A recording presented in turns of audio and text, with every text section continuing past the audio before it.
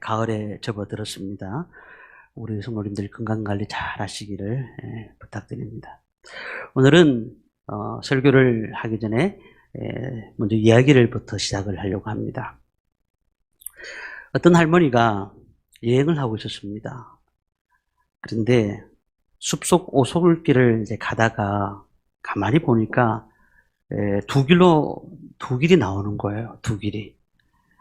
할머니가 기도합니다. 하나님, 어떤 길로 인도해 주시는 대로 제가 그 길로 가겠습니다. 그렇게 기도를 합니다. 그러면서 어떻게 하느냐면 자신이 가지고 있는 지팡이를 그 앞에 딱 가운데 세웁니다. 그리고는 하나님, 제가 이 지팡이가 가는 대로 오른쪽이든 왼쪽이든 그 길로 가겠습니다. 라고 말을 했습니다. 근데 지팡이를 딱 가운데 세우고는 떨어뜨렸더니 오른쪽으로 쓰러지는 거 아닙니까? 근데 이 할머니 마음이 얼굴이 언짢아 보입니다. 왜 그러냐면 자신은 오른쪽보다는 왼쪽이 더 마음이 있었거든요. 그래서 다시 한 번 더 합니다. 하나님, 그럴 때는 잠깐 실수하셨죠? 제가 다시 한번 지팡이를 한 번 더 합니다. 그리고는 지팡이를 가운데서 다시 떨어뜨립니다. 그랬더니 다시 오른쪽으로 떨어지는 거예요. 이상하다. 그러면서 다시 한 번 더 해야 되겠다.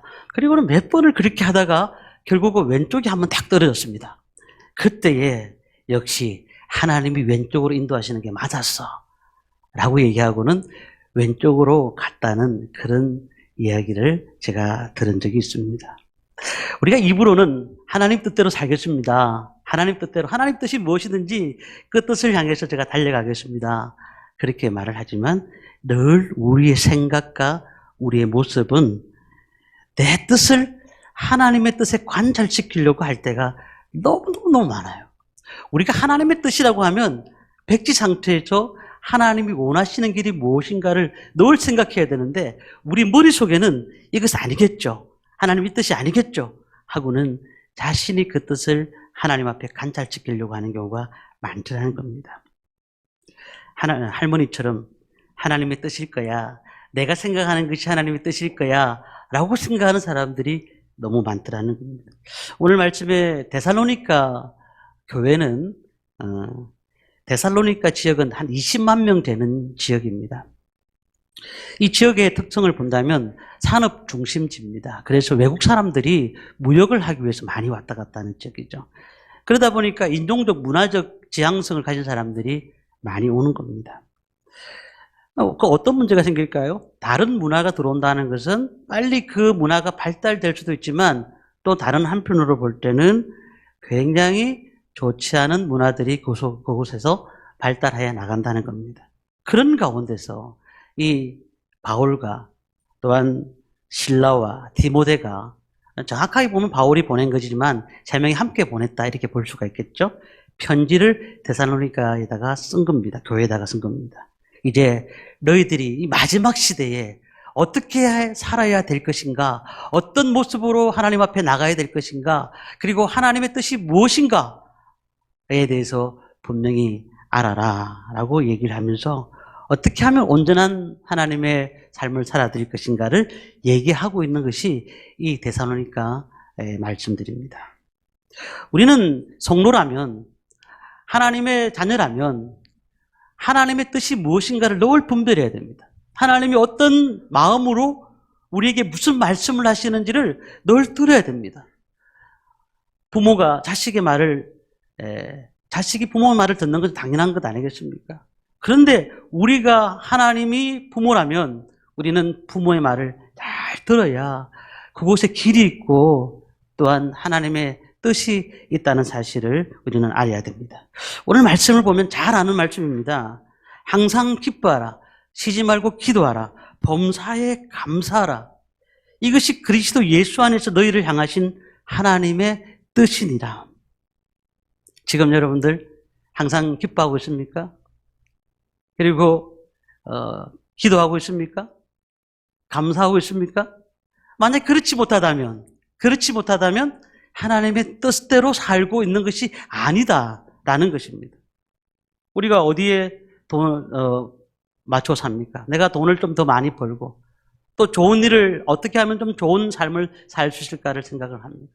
근데 하나님께서 그곳에 관심이 없는 것이 아닙니다. 우리가 잘 되는 것에 관심이 있습니다. 문제는 그것은 온전한 하나님의 뜻이 아니라는 겁니다. 그것은 우리의 부수적으로 주시는 하나님의 은혜인 것이지, 축복인 것이지, 하나님의 뜻은 그런 것이 아니라는 거예요. 항상 기뻐해라. 범사에 감사하고 쉬지 말고 기도하라. 이게 하나님의 뜻이라는 거예요. 우리가 어떤 환경 속에서 살고 있느냐가 아니라 지금 그 환경 가운데서 기도하고 있느냐. 내가 어떤 지위에 올라와 있느냐가 아니라 그 지위에서 기뻐하고 있느냐. 내가 얼마나 돈을 많이 벌었냐가 아니라 얼마나 하나님 앞에 감사했느냐. 이것을 우리는 깊이 생각해 봐야 된다는 겁니다. 학생은 학생다워야 되는 겁니다. 자녀는 자녀다워야 됩니다. 마찬가지입니다. 하나님의 자녀는 하나님의 자녀다워야 되는 것입니다.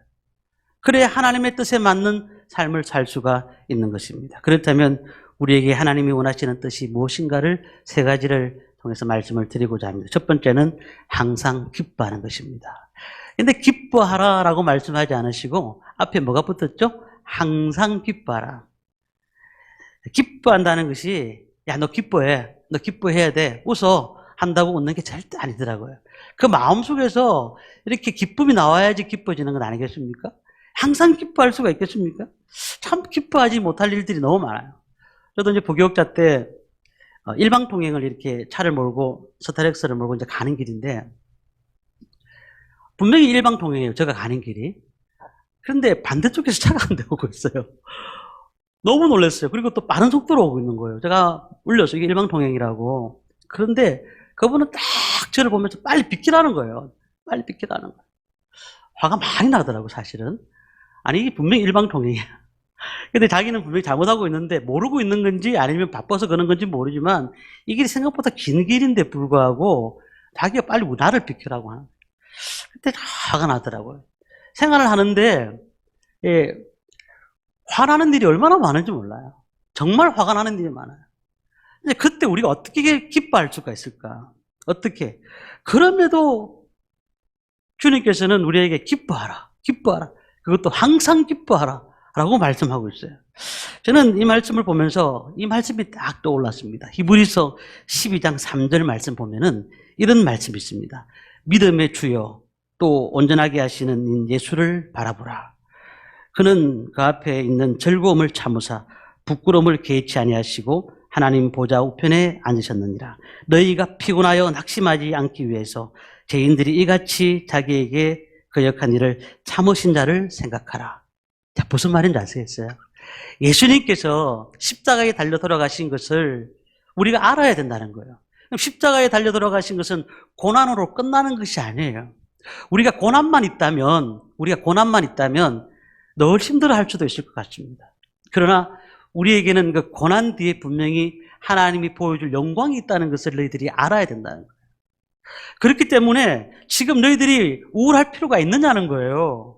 하나님이 우리에게 주신 은혜가 나중에 너무나 클 건데 세상 사람들이 가지지 못한 은혜를 가질 텐데 왜 이렇게 힘들어하느냐. 그래서 우리가 늘 기뻐하지 못할 일들도 많지만 그래도 웃으려고 해야 돼요. 하나님이 나에게 기쁨을 주셨는데. 많은 사람들이 그런 얘기합니다. 왜 저렇게 웃고 다니느냐고. 정신 나간 거 아니냐고. 그러나 정말 우리는 예수 믿고 난 다음에 뭐가 달라져야 될까요? 우리 얼굴이 달라져야 돼요. 웃어야 돼요. 늘 그냥 기뻐하고 즐거워하고 좀 속상한 일이 있더라도 하나님 때문에 웃는 거예요. 하나님 때문에. 어떤 술을 많이 드시는 분이 교회를 다니셨어요. 나중에. 처음에는 이해가 안 됐대요. 아니 저분들은 술도 마시지도 않는데 저렇게 사람들이 웃고 하는 게 너무 신기하더라는 거, 교회를 다니는 사람들. 근데 자기가 예수를 믿어보니까 진짜 이게 예수를 믿는 것이 얼마나 즐겁고 기쁜지를 알게 되었다고, 웃는 것이 너무 알게 되었다고 얘기를 제가 들었습니다. 제가 지난주에는 장례식을 2군데 갔다 왔습니다. 장례식은 제가 정말 깊이 아는 분들이라서 꼭 가야 되는 장례식이었습니다. 한 군데는 대구에 갔었고 하나는 진영에서 장례식을 했습니다. 대구에서는 장로님이고 진영에서는 권사님이셨습니다. 근데 공동점이 하나 있었습니다. 제가 장례식을 첫날에 갔습니다. 다 돌아가신 뒤 첫날에 갔는데 기독교 장례식이 공통점 아니겠습니까? 다들 우는 사람이 없더라는 거예요. 우는 사람들이. 사람들이 볼 때, 아니, 믿는 사람들 다 부모가 있고, 그렇지 않느냐. 물론 그렇습니다. 그래도 그분들이 얼마나 마음 아파했겠습니까? 헤어짐에 대한 마음은 당연히 아픈 것이죠. 그러나, 궁극적으로 볼 때는 천국 환송식을 하고 있는 거예요. 천국 환송식을.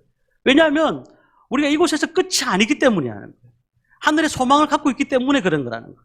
그러나 우리가 예수 믿는 사람은 세상 사람과 달라야 돼요. 이것이 끝이라면 웃음이 나오겠습니까? 그냥 와가지고 얘기하는데 잘 왔다고 뭐 바쁜데 여기까지 왔느냐고 하면서 안아주고 그리고 예배 드릴 때 찬양하고 기뻐하고 우리 모두 성도님들 예수 믿고 난 다음에 더 기뻐해야 될 줄 믿습니다. 예수 믿고 난 다음에 더 기뻐해야 돼요. 예수 믿고 난 다음에 더 한숨이 나온다면 죄송합니다만은 내가 지금 하나님과 관계가 아직까지 회복이 안 된 거예요. 회복이 안 된 거예요. 언제나 우리는 어려운 일이 생기더라도 늘 기뻐하시기를 바랍니다. 기뻐하시길 바랍니다. 그 사람은 늘 교회에만 다니면 좋은 일이 생기는가 봐 하고 주위 사람들이 그렇게 볼 수 있을 정도로 우리는 기뻐하셔야 됩니다. 우리 여러 성도님들이 웃으면서 다닐 때 세상 사람들이 볼 때 교회 다니고 싶은 거야. 이렇게 교회 다니더니 바뀌었다고. 고난도 많고 힘든 일도 많을 텐데 저렇게 웃고 다닌다고. 얼마나 좋습니까? 그러니까 우리가 아무리 자기 자녀라도 늘 찡그리면서 산다면 부모된 입장에서도 짜증이 납니다. 마찬가지 아니겠습니까? 하나님이 우리 아버지시라면 우리가 자꾸 짜증낸 얘기만 하면 하나님이 아유 그래 너들 고생을 안다 하고 처음에는 그렇게 하실지 몰라도 그렇게 반겨주진 않을 것 같아요. 그런 생각이 들어졌습니다. 제가 어릴 때 굉장히 초등학교 때인데요. 제가 잘 들었던 말씀이 있습니다. 이성복 목사님, 뭐 돌아가신 지가 엄청 오래된 목사님이죠. 우리 한국교회의 유명한 목사님입니다. 이 목사님 예화 중에 이런 내용이 있었습니다. 부흥회를 하는 거예요. 이제 부흥회는 옛날에 부흥회는 진짜 4박 5일 동안 했습니다. 아침부터 그냥 교회에서 그냥 살았어요. 부흥 사경회를 하는데 온 식구가 다 와서 이제 부흥회를 은혜를 받아야 될 거 아닙니까? 강사 목사님이 말씀을 전하시니까. 근데 이 집이 있다 보니까 이 집을 지켜야 되는 거예요. 항상 돌아가면서 지켜야 돼. 집을 지켜야 되다 보니까 한 사람씩 꼭 집에 있는 거예요. 다 은혜 받는 말씀이 더 해야 되는데 한 사람은 돌아가면서 집 지키고. 근데 갑자기 집 지키던 아이가 막 예배 드리는데 뛰어오는 거예요. 막 뛰어와. 아빠 큰일 났다고. 왜? 예배 드리는데 왜? 우리 집 불 났다고. 지금 불이 났다. 큰일 났다고. 불 났다고. 난리가 났죠. 그래서 예배 드리다가 장로님하고 권사님하고 다 집에 갔더니 불이 다 타고 있어요. 자기 집에. 그런 사람들이 막, 아유, 큰일 났다고, 난리 났다고 막 그러는데 이 장로님이 뭐라 하신 줄 아십니까? 그래. 불 났으니까 이제 우리 다 교회 와서 부흥 사경에 참석할 수 있으니까 얼마나 좋은지 모르겠다고. 그런 믿음이 됩니까? 제가 이성봉 목사님 그 예화를 테이프를 들으면서 참 감동을 받았어요. 감동을 받았어요. 우리에게 정말 하나님께서 근심 걱정 많은 자들에게 기뻐하라. 그것도 항상 기뻐하라고 얘기하신 것은 이것이 하나님의 뜻이라고 말씀하시는 거예요. 하나님의 뜻이라는 것은 결국 어떠한 상황 가운데서도 하나님께서 그들의 마음과 중심을 보신다는 것입니다. 그리고 우리는 구원받은 자로서 하늘에 소망이 있는 자로서 기뻐해야 될 줄 믿습니다. 기뻐하시길 바랍니다. 두 번째는 우리를 향하신 하나님의 뜻이 뭐라고요? 쉬지 말고 기도하는 것입니다. 쉬지 말고 기도하는 것. 어느 목사님이 예화합니다. 이것도 어떤 아버지가 괌으로 여행을 떠났습니다. 괌으로. 그런데 이 아버지가 이제 심장이 좀 안 좋으셔가지고 갑자기 이제 괌에 있는 병원에 입원하게 된 겁니다. 병원에서 한국에 있는 아들에게 전화했는데 아들이 딱 전화를 받자마자 이렇게 합니다. 아버지, 아프면서 뭐 하려고 거기 갑니까? 하면서 막 야단을 치는 거예요. 이제 전화를 바로 끊고 난 다음에 딸에게 전화를 했습니다. 딸은 울면서 괌 비행기를 타고 500만 원을 가지고 왔더라는 거예요. 그러면서 그 내용이 목사님 예화가 뭐라 하냐면 딸은 직통 전화이고 아들은 교환 전화더라. 그렇게 말을 하더라는 거예요. 아들은 뭘 하려면 꼭 며느리를 통해 가지고 얘기되기 때문에 교환 전화고 다 그런 건 아닙니다. 이 목사님 얘기입니다. 그러니까 정말 하나님은 어떤 분인가? 하나님은 나의 작은 실험에서도 바로 응답하시는 직통전화라는 거예요. 직통전화. 우리의 부르짖음을 조금도 예민하지 않으시고 조금도 예민하지 않으시고 모든 것을 바로 응답하시는 분이 하나님이라는 사실을 믿으시기를 바랍니다. 내가 혹시 아프거나 외롭거나 힘들 때마다 그냥 가만히 있는 것이 아니고 우리는 어떻게 해야 되죠? 하나님 앞에 구해야 됩니다. 하나님 다 아시는데 아니 구하라 주실 것이요 라고 말씀하셨지 그냥 주실 것이요 라고 말씀하신 적이 없어요. 기도해라 그러면 내게 주실 것이 알고 있지만 달라고 해야 되는 거 달라고. 우리가 기도를 통해서 하나님을 만나고 기도를 통해서 하나님과 교제하고 기도를 통해서 하나님께 나아갈 때에 우리의 걱정과 근심과 두려움과 모든 것이 사라지게 될 줄 믿습니다. 그러니까 기도가 큰 힘이라는 거예요. 어떻게 말씀하고 있죠? 쉬지 말고 기도하라. 어떻게 쉬지 말고 기도합니까? 우리가 어떻게 쉬지 않고 기도할 수가 있습니까? 우리 삶에 쉬지 말고 기도한다는 것은 늘 하나님께서 우리에게 주시는 그 놀라운 은혜를 통해서 기도하라는 겁니다. 그러니까 우리가 평상시에 계속 하나님을 의지하는 마음을 가지고 기도하라는 겁니다. 우리 부모님도 기도 생활을 잘하고 계십니까? 꼭 어려울 때 기도하는 분들이 많아요. 어려울 때. 힘들 때 기도하는 분들이 많아요. 낙심될 때 기도하는 분들이 많아요. 그런데요, 우리가 하나님과 교제가 없던 사람들이 갑자기 기도하려고 하면 이 교제가 잘 안 돼요. 늘 우리는 어려운 일 당한다고 내가 어려운 일이 있으니까 교회 기도합니다. 하나님 도와주셔야 됩니다. 기도하면 하나님 응답해 주시죠. 그러나 계속 교제가 끊임없이 있는 사람들은 정말 얼마나 그 기도가 은혜가 되겠어요. 그리고 하나님의 응답이 바로 되겠습니까? 그러니까 우리는요, 늘 기도하시길 바랍니다. 쉬지 말고 기도하시길 바랍니다. 연인들도 자주 만나야 결혼하는 거예요. 그렇지 않습니까? 자주 기도하러 오셔야 돼. 자주 집에서 기도하셔야 돼. 자꾸 기도하셔야 하나님께 기도하는 사람을 통해서 하나님 역사하시는 겁니다. 어떤 분들은 막 보험을 들어놓잖아요. 보험을 들어놓는데 근데 보험을 들어놓으면 참 든든하긴 합니다. 어떤 일이 있으면 보험을 통해서 우리가 보험의 회사에다 전화하면 다 받을 수가 있습니다. 이 보험이요 뭘까요? 우리가 기도의 보험을 들어놔야 돼요. 기도의 보험을. 어떻게 해요? 기도 계속 하는 거예요. 하루에 정한 시간을 정해놓고 혹시 교회를 오지 못하면 30분씩이라도 집에서 딱 골방에 앉아가지고 기도하는 겁니다. 계속 기도하는 사람은 기도에 영이 살게 돼 있어요. 근데 기도하지 않은 사람들은요, 기도하려고 하면 5분도 기도 못 한다니까. 기도가 안 돼요. 무슨 기도해야 될지를 몰라요. 어떻게 해야 될지를 몰라요. 그러니 우리가 기도는 깊이 들어가야 하나님의 은혜를 체험할 수가 있습니다. 기도를 깊이 하시기 바랍니다. 기도를 뜨겁게 하시기 바랍니다. 기도할 때 쉬지 말고 기도하시기를 부탁드립니다. 그러니까요, 늘 기도하시기 바랍니다. 제가 지난주 월요일, 화요일에 사랑의 교회를 다녀왔습니다. 근데 저녁 시간에 이제 찬양 콘서트를 했습니다.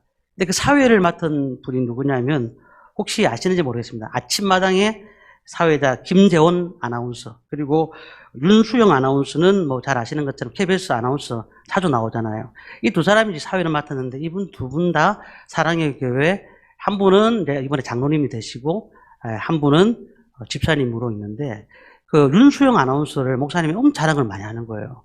그 목사님이 어떻게 자랑을 하느냐면 20년 동안 특별 새벽 기도를 한 번도 빠진 적이 없다는 거예요. 그러면서 그냥 이렇게 된 게 아니다 하면서 막 그 목사님들 앞에서 자랑을 하시더라고요. 저는 뭐 다른 것보다도 기도하는 사람은 망하지 않아요. 기도하는 사람은 잘 되게 돼 있어요. 기도하는 사람은 능력받게 돼 있고 하나님께서 그 사람을 사용한다는 사실을 믿으시기를 바랍니다. 그러니 우리가요, 자녀들이 복받게 하는 방법 다른 거 생각하지 마십시오. 다른 거 생각하지 마시고 자녀들이 잘 되게 하는 방법은 너 좋은 학원 보내고 좋은 데 가게 뭐 만들고 많은 것 좋은 것 주고 좋은 사람 만나게 하고 이런 것도 중요하지만 기도하셔야 돼. 기도. 그 자녀들을 기도할 때에 그 기도가 땅에 떨어지지 않는 거예요. 부모의 기도는 떨어지지 않는 거예요. 쉬지 말고 기도하시기를 부탁드립니다. 세 번째는요, 우리를 향하신 하나님의 뜻은 뭘까요? 범사에 감사하라. 범사에 감사하라. 저는 그 농사를 지어본 적은 없습니다. 그런데 농사를 지어본 사람들이 얘기를 들어보면은 한여름에 가장 중요한 일이 뭐냐면 논에 물대로 가는 거라는 거죠. 물대로. 이제 저수지나 혹은 산 위에서 흘러나오는 물이 자신의 논으로 잘 들어가게 하려고 해야 되는 거. 물을 다 뚫어줘야 되는 겁니다. 가끔은 흙이 쓸려와가지고 딱 막기도 하고 나뭇가지나 여러 불순물들이 물골을 막기도 하는 겁니다. 어떤 사람은 그 물 도둑질하는 사람이 있어가지고 그냥 자기 쪽으로 흐르게 하기 위해서 그걸 막아버리는 경우도 있습니다. 우리가 영혼의 물골, 축복의 물골이 막히지 않도록 살피는 은혜가 있어야 돼요. 그게 뭘까요? 범사에 감사하는 겁니다.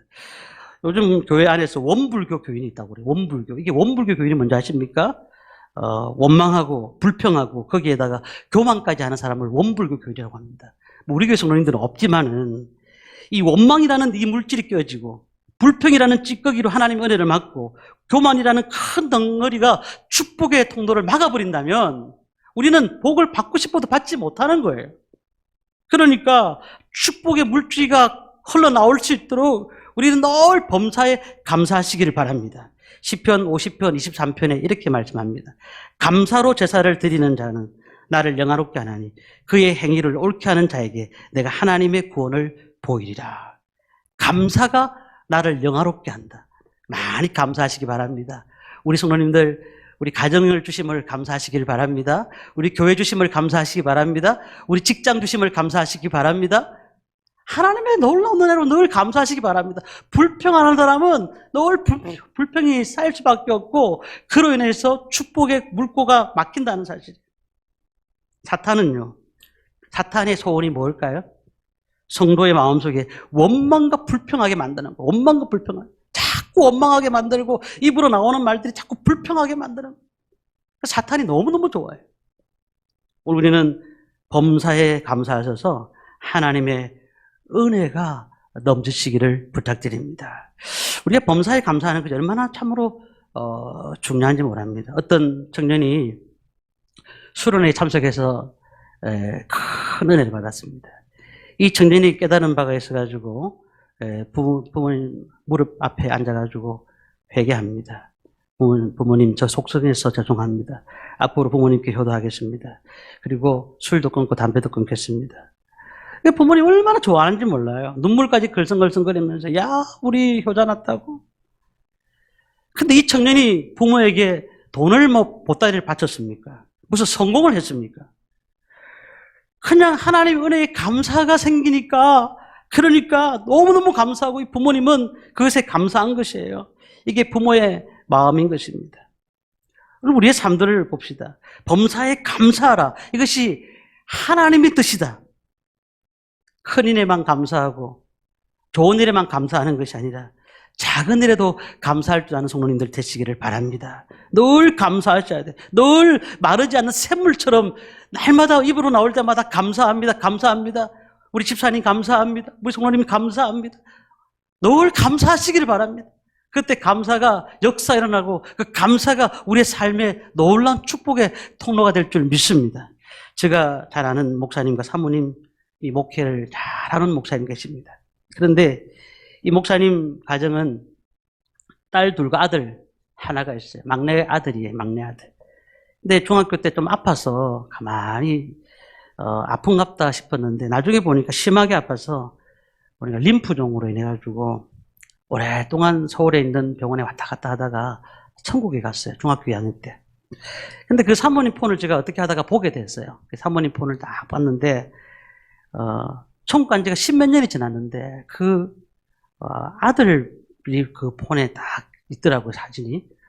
저는 그랬죠. 사모님, 아유, 이거 그냥 천국 간 아들 생각하지 말고 그냥 지금 잘 사셔야 됩니까? 이랬더니 그분이 그 얘기를 하는 거예요.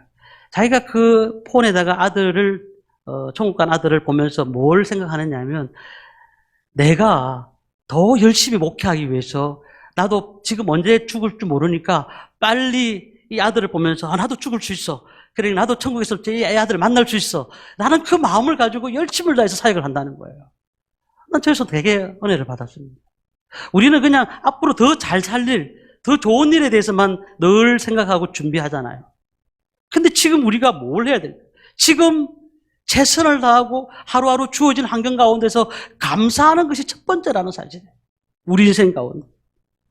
우리 성도님들 감사하시길 바랍니다. 주님께서 우리에게 주셨던 말씀들 가운데서 가장 귀한 것이 이 세 가지입니다. 항상 기뻐하라, 쉬지 말고 기도하라, 범사에 감사하라. 그렇게 할 때에 하나님의 놀라운 은혜가 넘칠 줄 믿습니다. 늘 하나님 앞에 우리의 모습들을 바라보시길 바랍니다. 대한민국에는 3대 의무가 있습니다. 국방의 의무, 납세 의무, 교육의 의무가 있습니다. 그렇다면 우리 성도의 3대 의무가 무엇일까요? 오늘 말씀 보니까 항상 기뻐하라, 쉬지 말고 기도하라, 범사에 감사하라. 그리고 18절에 뭐라고 되어 있죠? 이는 그리스도 안에서 너희를 향하신 누구의 뜻이라고요? 하나님의 뜻입니다. 김 목사의 뜻이 아니고 하나님의 뜻입니다. 하나님의 뜻. 하나님께서 그렇게 하라고 하셨으니까 우리는 늘 항상 감사하시길 바랍니다. 기도하시길 바랍니다. 기뻐하시길 바랍니다. 그렇게 살아가야 될 줄 믿습니다. 오늘 우리 성도님들 23절 말씀 보니까 이런 말씀이 있습니다. 평강의 하나님이 친히 너희를 온전히 거룩하게 하신다는 것이죠. 또한 우리의 영혼과 혼과 몸이 주님이 재림하실 때에 흠이 없도록 정결케 해주시겠다고 말씀하셨습니다. 오늘 우리 성도님들 감사하시고요. 기뻐하시고 기도하면서 날마다 살아가실 때에 하나님의 놀라운 은혜를 경험하는 저와 모든 성도님들 되시기를 주님의 이름으로 축원합니다.